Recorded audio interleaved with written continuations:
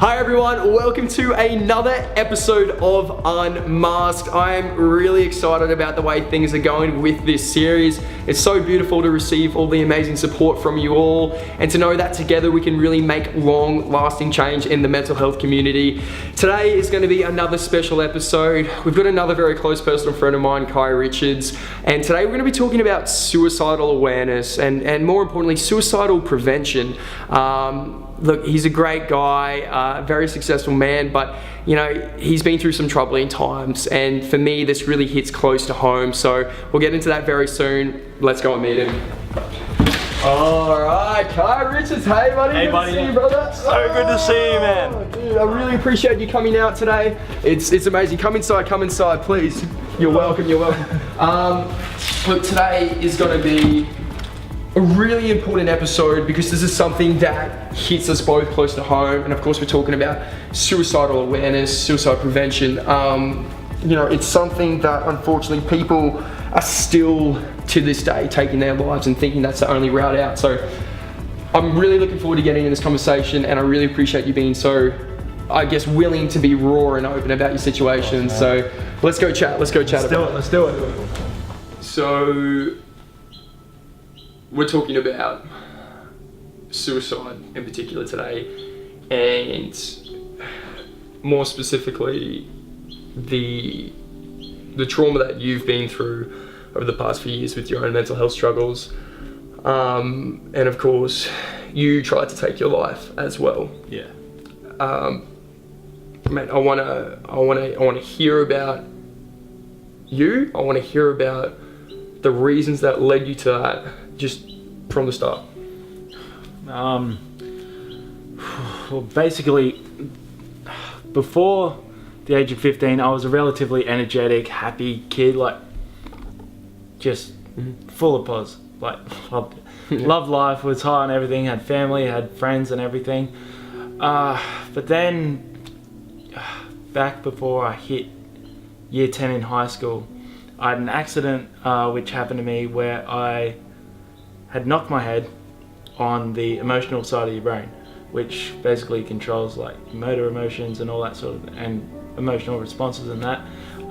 It ended up with me getting post-traumatic stress disorder and amnesia, and so it also prevented me from being involved in sport, contact sport, skating, surfing, all the things that I loved that made me really happy and sort of gave me that escape. And so then being told that, hang on, you can't do those things, though.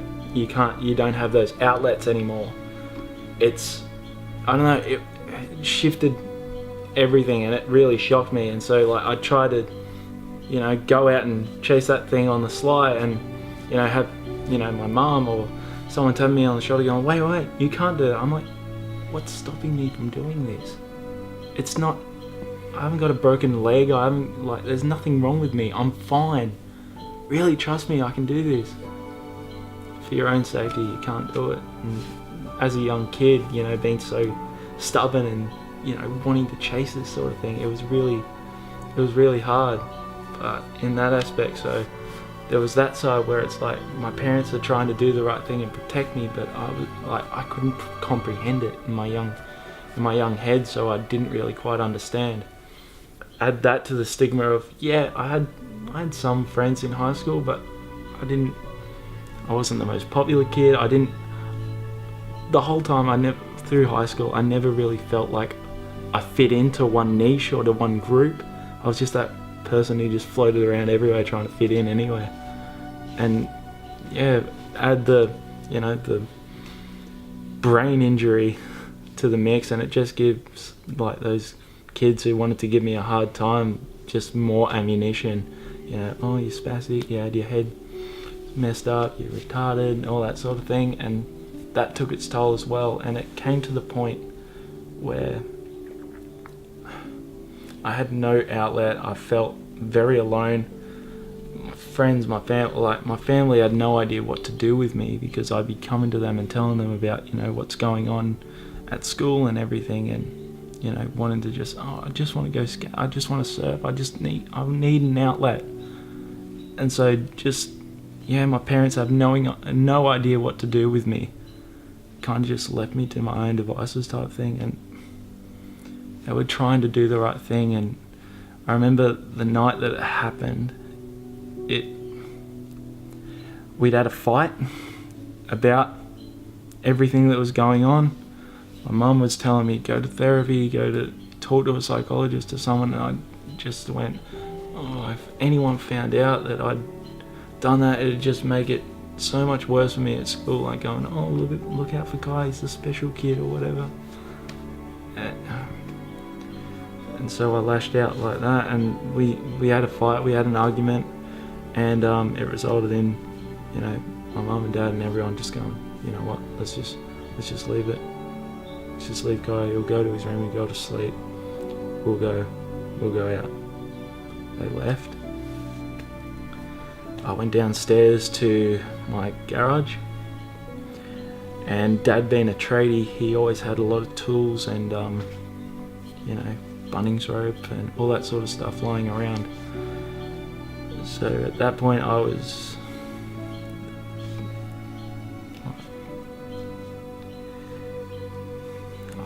really upset. I grabbed that rope and, you know, took his stool.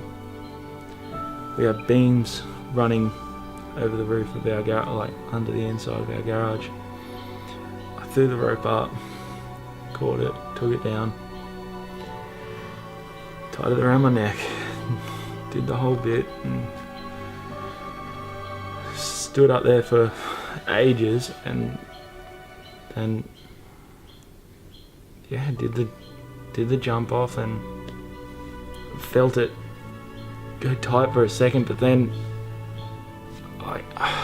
after I jumped, I was hanging on, thinking, do I really want to do this? Do I really want to do this? I'm scared. Help.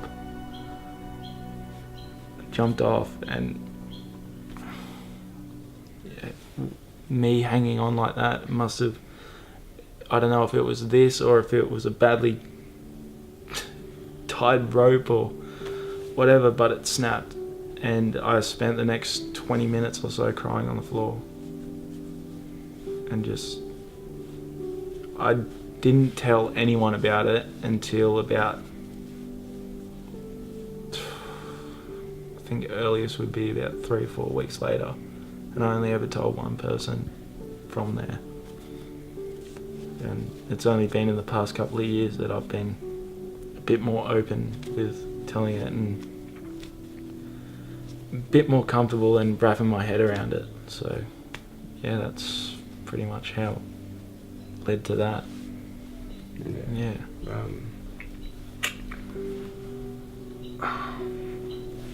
I mean, I really appreciate you being really open and honest with that. I mean, that definitely hits close to home for me as well, and to be honest with you, I really would like to look at that experience where the rope snapped as a blessing, you know, as, call it whatever you want to call it. I'll call it fate. I'm glad that the rope snapped, because I mean, I know you now, and for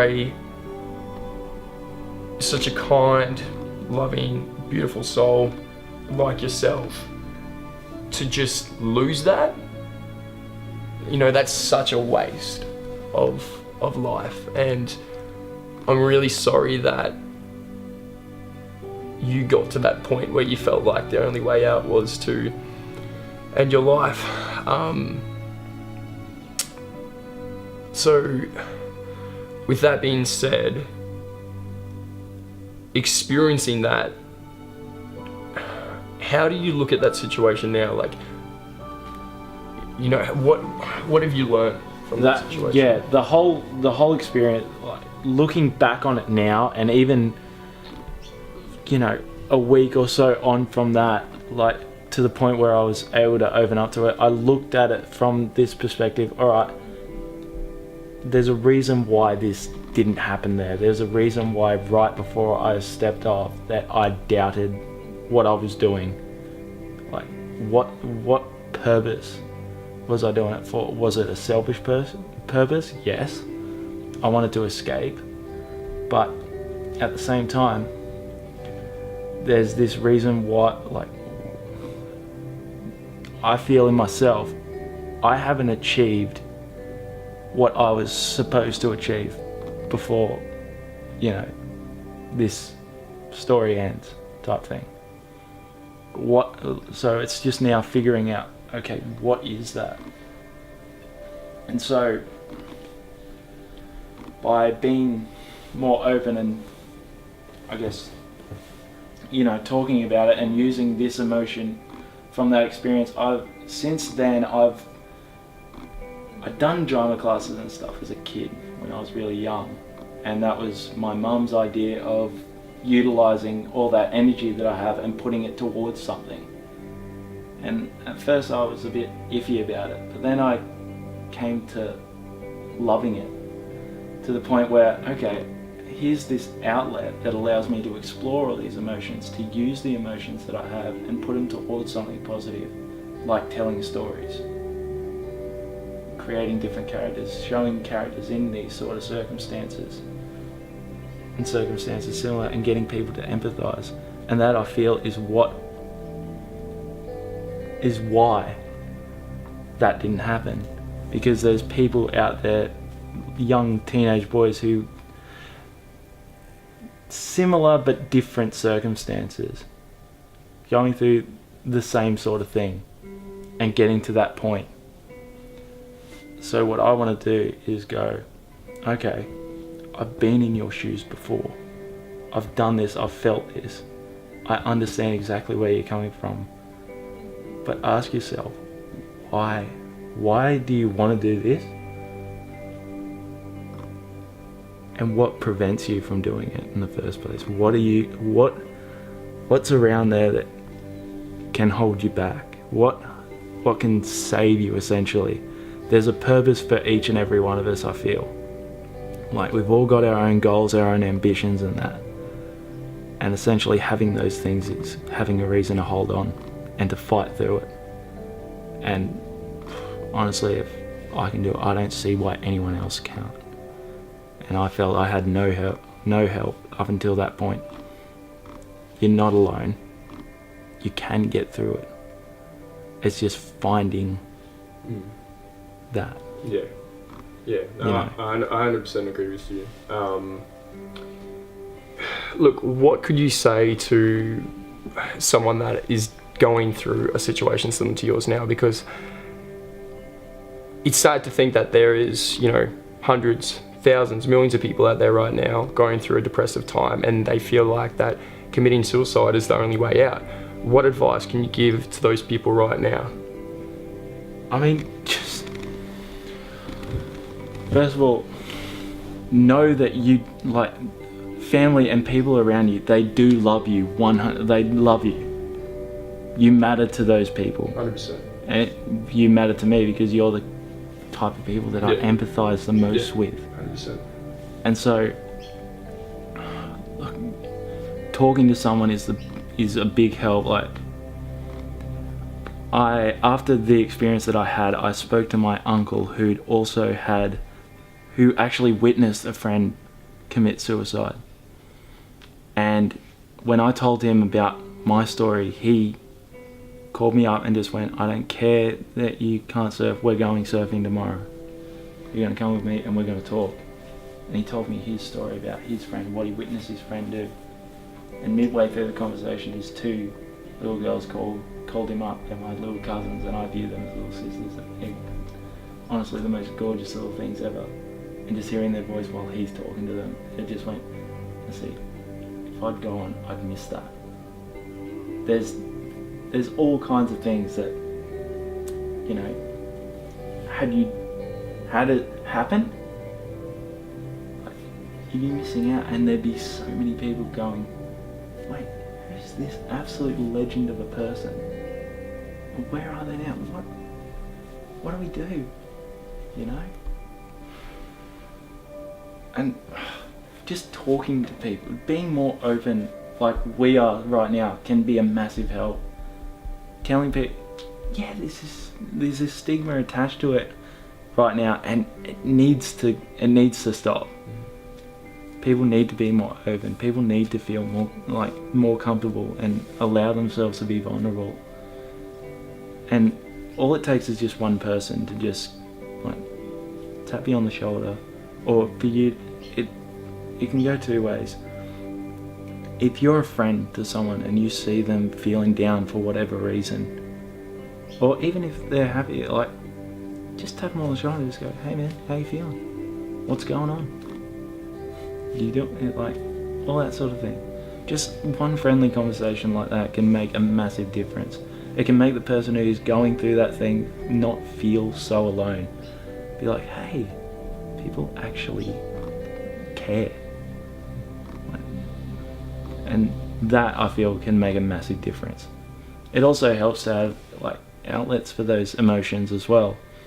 Yeah, you're feeling those emotions, like set some goals, get some motivation, join a gym, or do whatever makes you the most happy. Go and do that. By all means, go and do that. But don't ever, because that's just a different kind of hell to go through. Not just for you, but also for family and stuff. When I told my family, it hit them like a truck. Because there's many ways of reaching out and having a positive outlet for when you really do feel alone and feel like that's the only way out. So what are some of those outlets? Well, first thing is going, okay, why do I feel this way? Firstly, it's stepping back and going into that perspective. Why do I feel this way? What made me feel this way? And is there something I can change myself? Controlling everything within your own control is the first step. So stepping back and going, okay, if it's people that are giving me such a hard time, it's a cliche, but honestly, when you actually practice it, stepping away from those people is first step. That's step one. It's just going, you know what, I know these people are going to give me a hard time. I'm not even going to give them my time to make it hard on myself. Secondly is opening up and talking to your friend. It doesn't have to just be a friend. It can be family. It can be anyone. Someone you can genuinely trust. Talk to them. Tell them what's up. And if you're a friend and you're noticing that someone's feeling down, just tap them on the shoulder and just go, hey, how you doing? Just thought I'd better check up. So I want to see how you're doing. And just having that sort of conversation can make a massive difference too. And yeah, it's really hard, because when you get to that point, because at that point I'd fully given up.